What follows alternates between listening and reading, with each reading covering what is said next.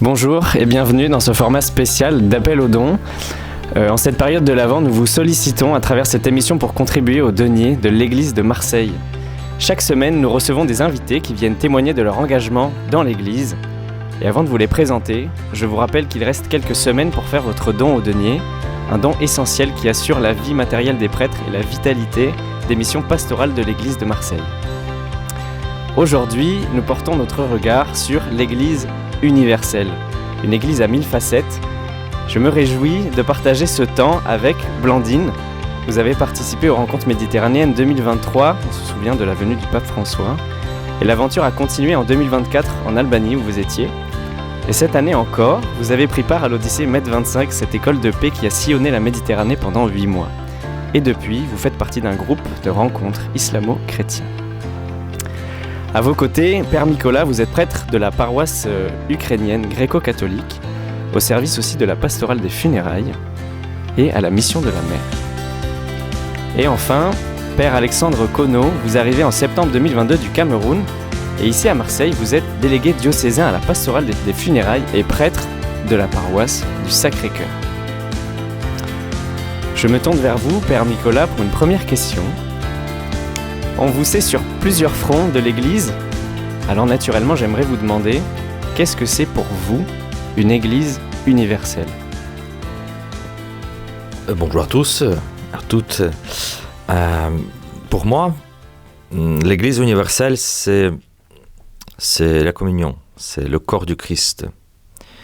Et nous, les fidèles qui marchons ensemble, qui formons le corps du Christ par la communion. Et l'Église universelle, c'est pas une forme de unification liturgique traditionnelle. C'est vivre ensemble dans la diversité liturgique, traditionnelle, culturelle, historique.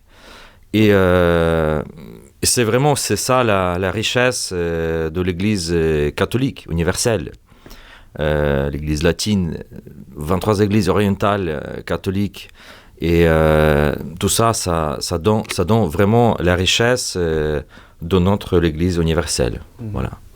Père Alexandre Kono, justement cette Église universelle, comme l'a décrit le Père Nicolas, comment vous la vivez, vous, au quotidien, et peut-être plus précisément aussi au service de la pastorale des funérailles? Oui, merci pour l'opportunité que vous nous offrez pour parler de notre Église. Et vraiment, j'apprécie la très belle définition de l'Église universelle du Père Nicolas. Mais je la vois aussi un peu comme une maison à plusieurs portes, l'Église universelle. Et dans ces portes, dans cette maison qui accueille plusieurs venant de tout horizon, de toute religion, de toute culture, qui donne vraiment cette universalité de l'Église, pas simplement des chrétiens, mais des autres églises ou des autres croyances ou des personnes vraiment qui se disent souvent athées, mais qui ont besoin à un moment donné du réconfort. Ce qui revient donc à ma mission régalienne au service de funérailles, c'est que nous avons accès à toutes ces personnes-là qui, à un moment donné, vivent des moments difficiles et ont besoin d'une maison pour les accueillir. Et l'Église, qui est la nôtre, ouvre cette porte pour accueillir toutes ces personnes en difficulté ou qui traversent le deuil. Blandine, au regard de votre expérience des rencontres méditerranéennes depuis 3 ans, d'après vous, que dit la Méditerranée sur l'universalité de l'Église? D'abord, la Méditerranée, ça nous resitue un peu sur l'histoire de l'Église. Quand on sillonne un peu la Méditerranée, on voit, on est rappelé au texte des Actes des Apôtres, le nom des villes que les apôtres ont traversées. Et donc ça, c'est intéressant, et ça nous rappelle que l'Église n'est pas aujourd'hui ce qu'elle a toujours été. Elle est en chemin, aujourd'hui même. Et puis, ça nous fait aussi voir des communautés catholiques, par exemple, avec des rites différents d'autres chrétiens. dont on peut se sentir, enfin dont on se sent proche à la fois parce qu'on partage une foi, une même foi, et en même temps on voit que les rites peuvent être différents. Et c'est ça la beauté de la diversité. Et je pense aussi que c'est pas un hasard si il y a eu ce bouillonnement de spiritualité sur les rives de la Méditerranée. Ok. Justement, ce bouillonnement, on en parle beaucoup à Marseille, que c'est une ville qui est bouillante, qui ne s'arrête jamais. Père Nicolas, qu'est-ce que Marseille donne à apprendre à l'Église aujourd'hui ?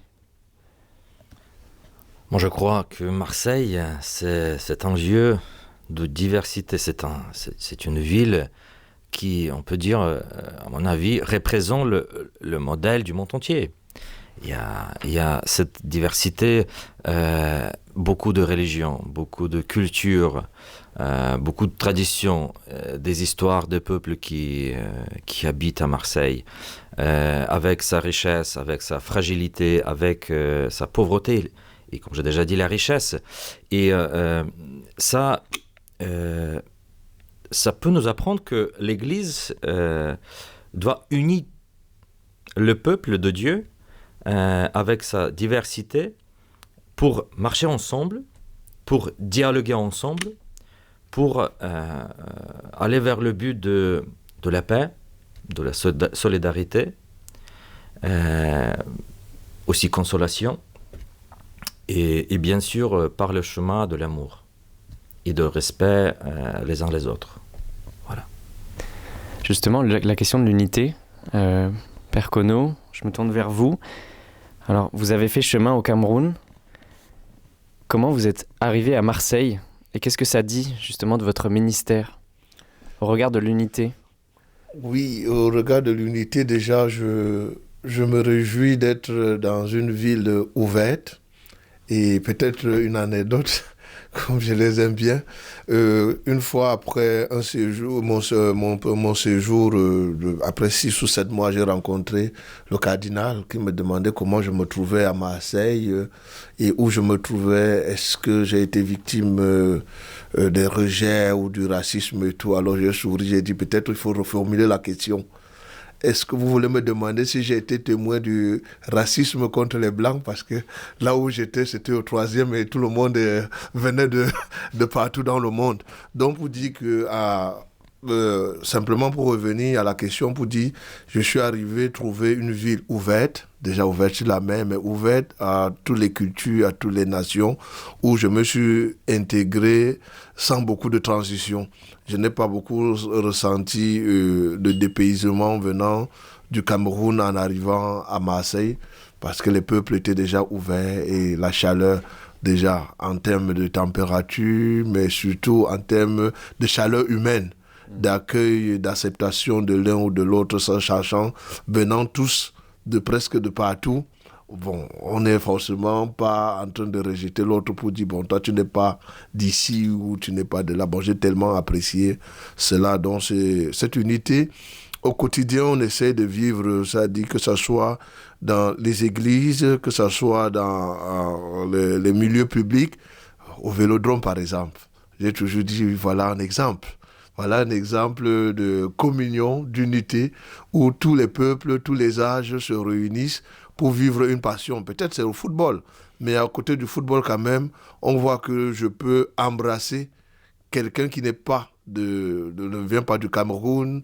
Je peux me réjouir avec quelqu'un qui vient de telle partie du monde. Pour moi, je pense que l'unité se vit à plusieurs niveaux à Marseille dans ce sens. Ouais. Justement, Blandine, se réjouir ensemble.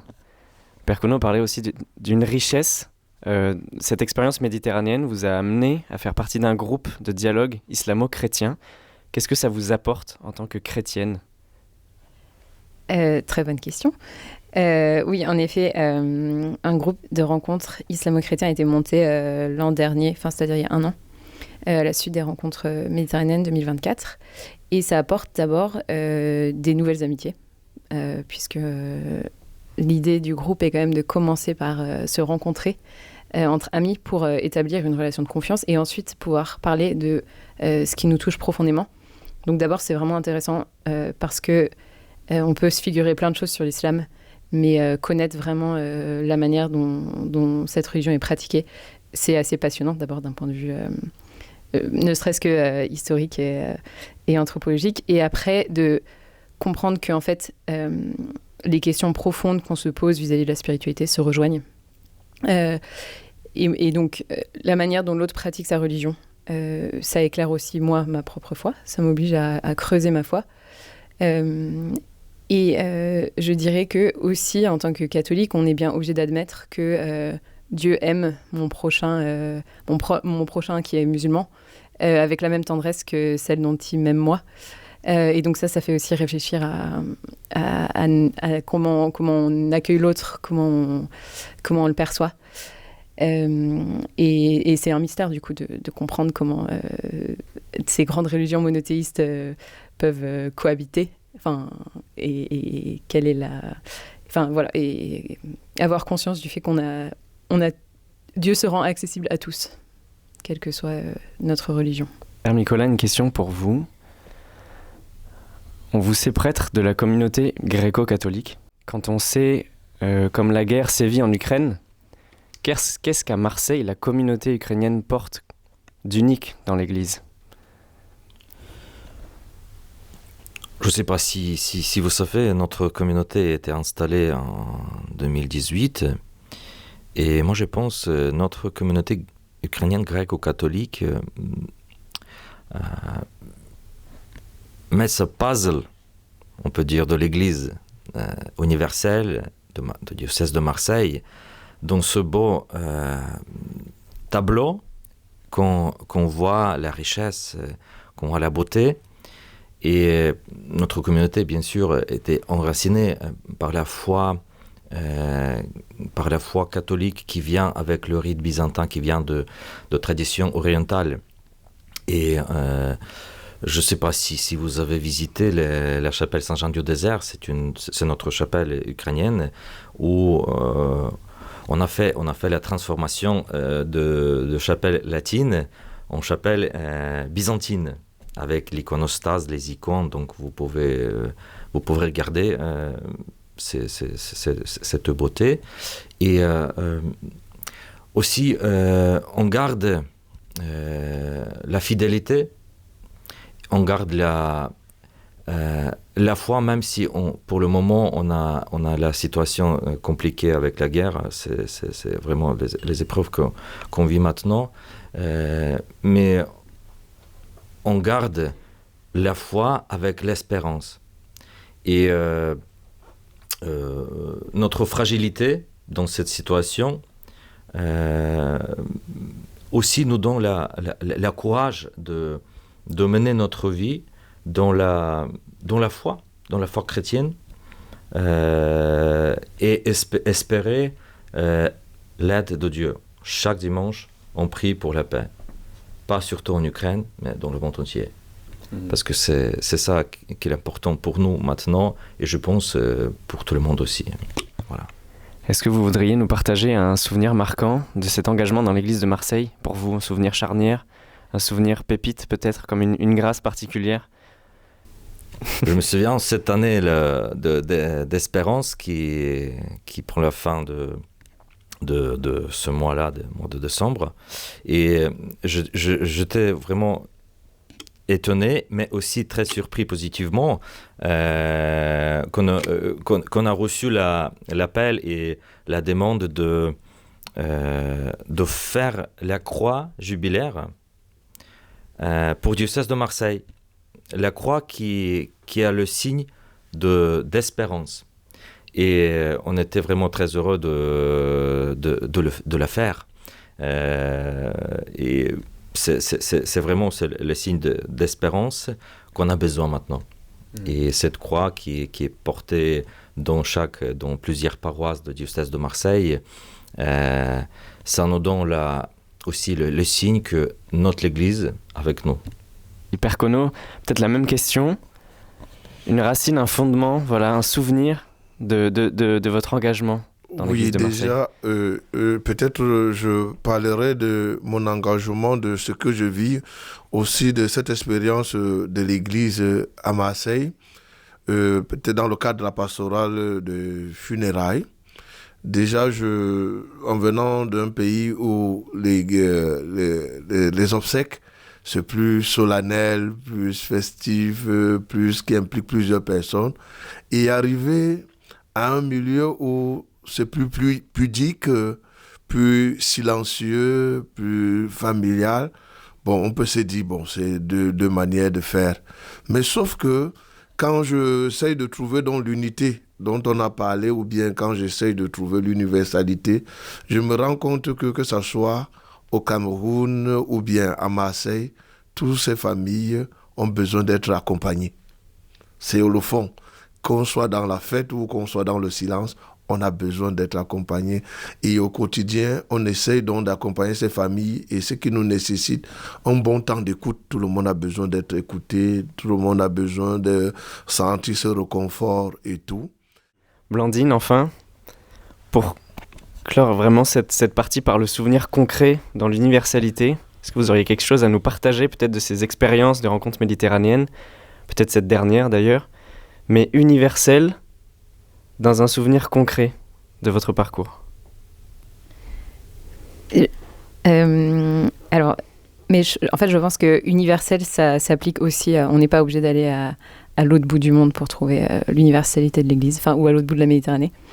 Mais du coup, pour parler d'un souvenir concret, à Marseille, fin octobre, là, ça a été un festival pour célébrer la fin du tour de la Méditerranée du navire École pour la paix, le Bel Espoir.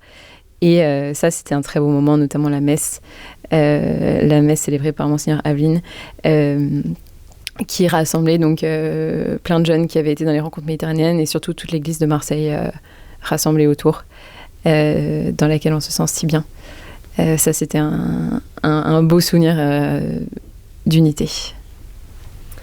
Un grand merci à tous les trois d'avoir accepté notre invitation, et surtout d'avoir incarné ce denier vivant d'une église qui est actuelle. Alors pour faire un don, c'est très simple. Vous allez sur le site du diocèse de Marseille à l'adresse diocèse-marseille.fr/don, ou envoyer un chèque à l'ordre de l'association diocésaine de Marseille à l'adresse du 14 place Colonel Edon, 13 284 Marseille, CEDEX 07. Et on se retrouve la semaine prochaine pour une autre thématique avec d'autres invités. Merci.